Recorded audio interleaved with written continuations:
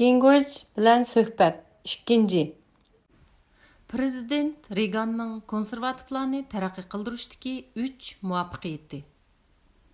Tərcüm qilguvchi Uyg'ur Pidoyi tərcümanlar guruhidan Bilmasjon. Ilova. Yaqında Amerika konservativlarining dаңлык vakili, sobiq parlament boshlig'i Newt Gingrichning Trump bilan Xitoyning elishishi, Amerikaning eng cho'ng tahdidga yuzlanishi nomliq yangi kitobi har qaysi sohalarning diqqatini qo'zg'adi. Gingrichning bu yangi kitobining mazmunini bilish uchun oldi bilan Amerikaning yaqinqi davr konservatizmining gullanishi va uning muhim vakillarini tushunish kerak. Ziyorat qilguvchi Wang Wei, Ümid Sadasi stansiyasining muxbiri. 2019 yili 5 noyabr. Ümid Sadasining tajribalik riyosatchisi Wang Wei Gingrichni maxsus ziyorat qildi. Bu bir yurish maqola uning bu qitimliq ziyaratining esil mazmunlarini tonishtirdi. Gingrichning bu yangi kitobining mazmunini bilish uchun oldi bilan Amerikaning yaqinqi davr konservatizmining gullanishi va uning muhim vakillarini ham shundaqla har qaysisining o'ynagan rolini tushunish kerak. Birinchi shaxs tilda bayon qilingan. Bu maqola oldingi qismining davomidir. Ronald Reagan konservatizmning gullanishida o'ziga xos yo'l tutgan ikkinchi vakillik shaxs. Prezident Reagan ajoyib o'zgacha odam bo'lib, faqat Reagan haqida to'xtalsak, 2 navbatlik programma qilishga to'g'ri kelishi mumkin. Oddiy qilib aytganda, u bir ulug' aloqa qilguvchi. So'z qilishga intayin usta, so'zlari mazmunliq va tushunishlik. Murakkab masalalarni oddiy, qiziqarli qilib tushundira oladi. Uning ustiga u nihoyat yumoristik. Mən tünügün Jang Fengning programmasiga qatnashib, uningga keyincha Reaganning qiziqarli hikoyalarini so'zlashga to'g'ri kelsa, 2 navbatlik programma bo'lganligini aytdim. Reagan nihoyat qiziqarli odam bo'lib, Kaliforniya shtat boshliqlik saylam raqobatida u 2 veviskini ko'tarib chiqqan. Yoki mundaqcha aytganda 2 siyosiy qarashni o'tirib qo'ygan bo'lib, Reaganning bu so'zlaridan uning xarakterini bilgili bo'ldi. Birinchi siyosiy qarashi Paravanlıqqa tayinib algan əblaqlarni xizmetiga qaytarib kelish kerak. İkincisi, biz cho'qim Kaliforniya universitetining abjig'i chiqib ketgan Berkelli sho'basini yig'ishtirishimiz kerak. U chaqda Vyetnam urushiga qarshi kayfiyat amdil bosh ko'targan bo'lib, o'quvchilar Vyetnam urushiga qarshi turayotgan. Ayollar huquqi, demokratiya qatorliqlarni targ'ib qilayotgan bo'lib, Berkellining o'quvchilari dars tashlab, ayni davrdagi Amerikaning qizil qo'g'dug'uvchilariga o'xshab qolgan edi. Natijada Reagan Kaliforniyaning 2200 xalq saqchisini harakatga keltirib, jamiyatdagi qalaymqanchiliklarni besiqtirgan edi. Reagan mushu 2 chaqiriqni ishlatgan. Anglamoqqa hozirgi prezident Trumpga o'xshamdikan. Reagan nihoyat yurakli gap qiladi. Quruq gaplari ancha yo'qdi. Paravanlıqqa tayinib olgan ablaqlarni xizmetiga qaytarib kelish kerak, abjig' chiqib ketgan Berkellini yig'ishtirish kerak degandek gaplari bilan boshqalarni ranjitib qo'yishdanmi qo'rqmaydi. Reagan 2 qitim uda Kaliforniya shtat boshlig'i bo'lgandan keyin 1980-yili Jimmy Carterni yengib Amerikaning prezidenti bo'lgan bo'lib, konservatizmchi 2 vakillik shaxs bo'lib hisoblandi. U prezident bo'lib saylangan vaqtda bir peshqadam konservator mundaq degan. Biz bu odamni 1964-yilda tanlab bo'lgan. Natijada 16 yil saylan belti sanadik. Hala bugunga kelganda prezidentlikqa saylanib chiqdi. Bu gapning ma'nosi 1964-yili konservativlar Goldwaterni prezidentlikqa saylatqizmoqchi bo'lgan. 16 yildan keyin Ronald Reagan bu o'ringa chiqa oldi. Prezident Reaganning konservatizmni gullantirishdagi 3 cho'ng muvaffaqiyati. Birinchi muvaffaqiyati bo'lsa, u Amerikaning iqtisodini qaytadan gullantirdi. Uning ta'kidlayotgani Amerikaning ta'minot iqtisodshunosligi yoki Reagan iqtisodshunosligi yoki ochiq aytganda odam Sims iqtisodshunosligi bo'lib, bu Amerikaning davlat prinsipi bo'yicha hukumatning iqtisodga aralashmasligini, qo'lini iqtisodiy sohaga sunmasligini, bozor ta'minot orqali iqtisodning yo'linishini belgilaydiganligini ko'rsatdi. Konkret qilib aytganda, bajni, qoida nizomlarni, hukumat hajmini kemaytirish qatorliq siyosatlarni ko'rsatadi. Oldingi ikki tur bo'lsa, prezident Trump hozir yurgizayotgan siyosat bilan o'xshash bo'lib, ularning konservatizmni gullantirish, davlat prinsipini asliga keltirish usullarining yiltizi bir. Ikkinchi muvaffaqiyati bo'lsa, so'g'uq urushda g'alaba qildi. Amerikaning konservativchi prezidentlarining va konservativchi vakillik shaxslarining bir o'rtaq aloyidligi bor. Ular kommunizmga intayin qarshi turdi. Kommunizmni Amerikaning erkinligi, qimmat qarshi va asos qonuni bilan tig'ma-tig' qarshilashidi deb qaraydi. Üçüncü muvaffaqiyati bo'lsa, Amerikaning vatanparvarlik an'anasining asli kelishiga turtki bo'lib, Amerikaliklarning vatanparvarligini qaytadan yolqinjitib, Amerikadan faxrlanadigan qildi. Mana bu prezident Reaganning konservatizmni gullantirishdagi eng asosli natijasi. U prezident bo'lib turgan vaqtda mundaq ikki og'iz so'zni qilgan bo'lib, uni qayta asga ilishimizga arziydi deb qarayman. U bo'lsa-mu hukumat bizning masalalarni hal qiladigan usulimiz emas. Dal aksicha hukumatning o'zi bir masala. Bugun prezident Trumpmi o'xshash so'zni qildi. Hukumatga cho'qinmanglar, Tangriga cho'qininglar. To'mirdoshlik konservatizmlarning o'rtaq ideyasidir. Reaganning ikkinchi ig'iz so'zi nihoyat zo'r zilzila paydo qilgan. U bo'lsa-mu erkinlik intayin ojiz narsa. Bir avloddan keyin yo'qolishi mumkin. U yana mundaq degan: erkinlik varislik qiladigan miros emas. U senda tabiiy bo'ldi. Har bir avlod kishilar erkinlik uchun kurash qilishi va uni qo'g'dishi lozim.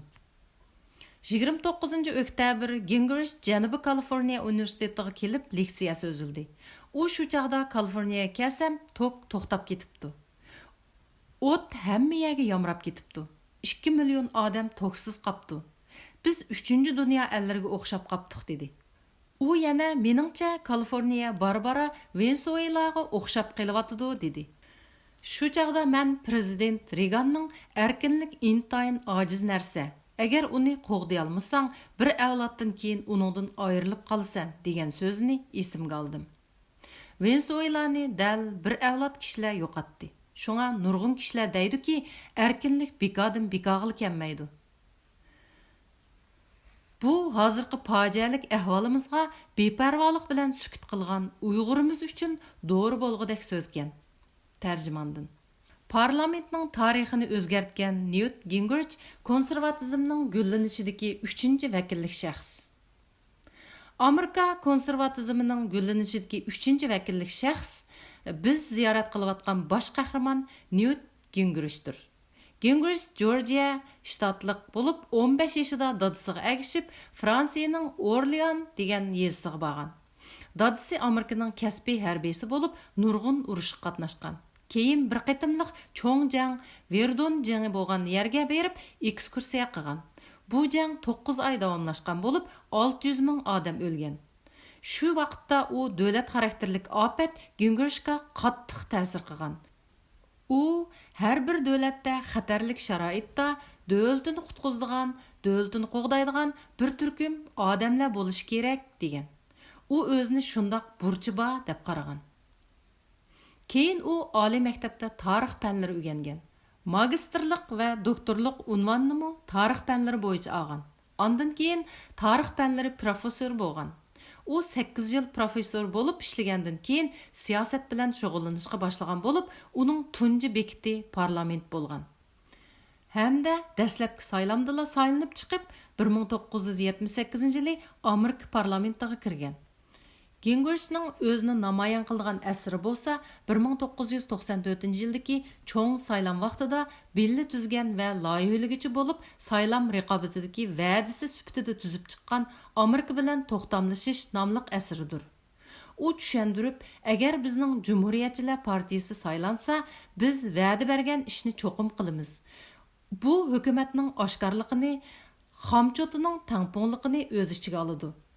Hukumat hargizmi ortiqcha pul xarjlamaydi. Xomchotni cho'qim majburiy holda tangponlashtirdi degan. Mana bu hozirgi hukumatning doim taqilib qolishining sababi bo'lib, ayni vaqtdagi ijroiyat bilan munosabatlikdir.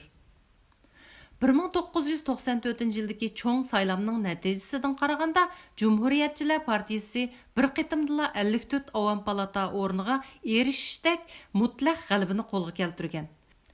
Bu nima ma'noni bildirdi? Buningdan burun Demokratchilar Partiyasi Avam palatani 40 yil o'z changaliga ilib olgan. Bu 40 yildan buyon Cumhuriyetçiler Partiyasining tunji qitim Avam palatasida ko'p o'rinni egallashi bo'lib, Gingrich Avam palata boshlig'i bo'lgan. Ikkinchi yili, ya'ni 1995-yili Gingrich Davr haftalik jurnali tarafidan yillik ta'sirlik arbob bo'lib baholangan. Tarix qishayda konservatizmchi, mo'l hosilliq yozg'uchi, Trumpning tavranmas qo'llovchisi. Gingrich qandaq odam? U 15 yoshida Verdunga borgan. Qaytib kelibla Yevropa tarixini va Xitoy tarixini tadqiq qilishga boshlagan. Siz ishonamsiz? U 15 yoshidan tortibla Xitoy tarixini tadqiq qilishga boshlagan bo'lib, Sunzi urushi dasturini, Armeniya va urushqoq bagliklar davri tarixini o'qigan.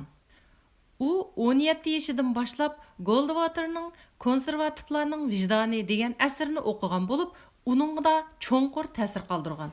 U parlamentga saylanib kirgandan keyin prezident Reagan bilan nihoyat yaxshi aloqada bo'lgan. Chunki u bir yosh parlament a'zosi bo'lib, uning ko'plagan siyosiy qarashlari prezident Reaganning ikkinchi qitim uda saylanishidagi siyosiy programmasiga aylangan. Gingrich Trumpga o'xshash yuraklik so'zlashdan so'zning boshqalarni ranjitib qo'yishidan qo'rqmaydi. U shundaqla o'rganishga, kitob o'qishga herisman. Mo'l usulliq yozuvchi bo'lib, hozirgacha jami 38 parcha kitob yozgan. U parlament Avam palata boshlig'i bo'lib, 4 yildan keyingi, ya'ni 1998-yildagi cho'ng saylamda Cumhuriyetçiler Partiyasi yengilib qoladi. Shuning bilan Gingrich parlamentdan ayrildi. Shuningdan keyin u yeziqchilik, maslahatchilik va ijtimoiy ta'lim-tarbiya qatorliqlar bilan shug'ullandi. 2012-yili Gingrich prezidentlik saylamiga qatnashdi. Dastlabki saylamda Cumhuriyetçiler Partiyasining uningga mablag' chiqarmasligi sababidan u saylamdan voz kechib, Romaniyani qo'llashga boshlaydi. 2015-yili Trump prezidentlik saylamiga qatnashmoqchi bo'lib, bir qitim u Gingrich bilan birga tamoq yeyotganda, uningdan siz prezidentlik saylamiga qatnashib boqqan, prezidentni qandoq tanlaydiganligini aytib bersangiz deb so'raydi. Gingrich Trumpga nima qilish, qandoq qilish to'g'risida maslahat berdi. Trump o'zining prezidentlikka saylanish uchun oz deganda qanchalik chiqim qilishi lozimligini so'raydi.